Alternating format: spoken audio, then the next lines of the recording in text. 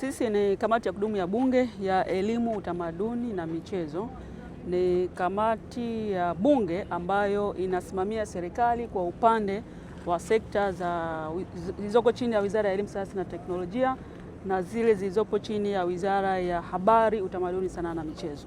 Leo tuko katika mradi wa ujenzi wa campus katika upanuzi wa Chuo Kikuu cha Muhimbili MUHAS ambao unafanyika hapa Mloganzila jijini Dar es Salaam.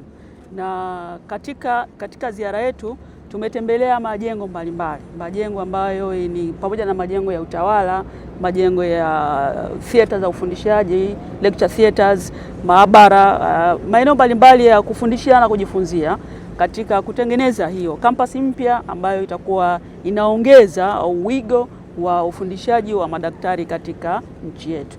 Kitu kikubwa ambacho tumekiona katika mradi huu ni kwamba majengo kwa maana ya miradi yote ambayo tumeitembelea iko juu, iko mbali zaidi katika hatua za utekelezaji ukilinganisha na ratiba iliyoko kwenye mkataba.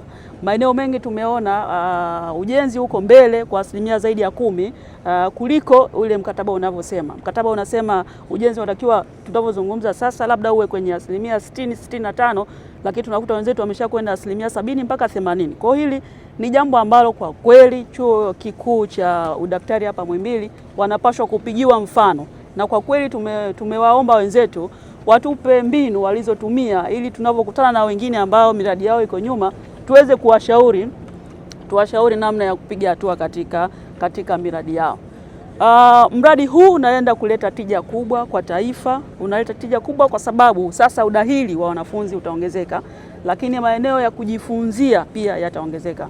Nafahamu MUHAS iko pale iko hospitali ya Muhimbili kule mjini. Ukiangalia ile eneo pande zote limeshazungukwa na ujenzi wa nyumba mbalimbali, makazi, biashara na kadhalika.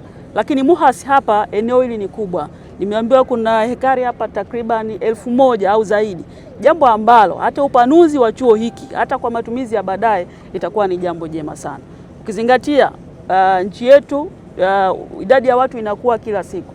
Kwa ratio ile ya daktari na watu wanaowahudumia bado kwetu kama taifa iko chini. Lakini tukiendelea kupanua vyuo vinavyohusika na kuandaa madaktari kwa namna hii, manake huko tunako kwenda tunaweza tukapunguza ile gap ya ratio ya daktari na wagonjwa, na mwisho wa siku tukawa na nafasi nzuri zaidi ya kuweza kuhudumia nchi yetu.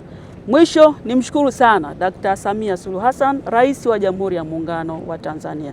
Dr. Samia Suluhu Hassan yeye ameleta fedha hapa zaidi ya bilioni 115 ambazo zinafanya upanuzi wa kampasi hii ya Mloganzila. Maana yake ni nini? Kwamba pamoja na kwamba anafanya miradi mingi katika maeneo mengi, utekelezaji wa miradi ni mkubwa, lakini bado ameweka fedha hapa za kimkakati za makusudi kabisa kuhakikisha kwamba na chuo hiki kinapanuliwa, kampasi hii inajengwa na tija ambayo inakusudiwa inaenda kupatikana. Lakini tunafahamu kwamba fedha hizi zinakuja kupitia World Bank, benki ya dunia, kupitia mradi wa HIT.